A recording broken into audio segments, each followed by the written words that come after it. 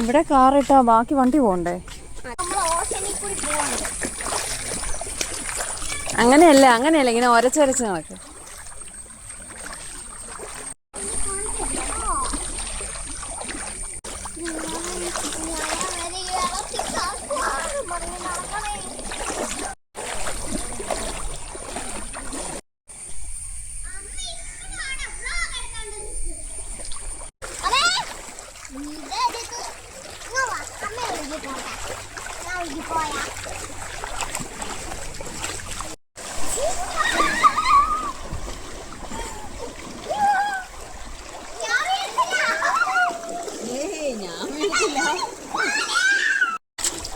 എങ്ങനെയുണ്ട് അമ്മണി?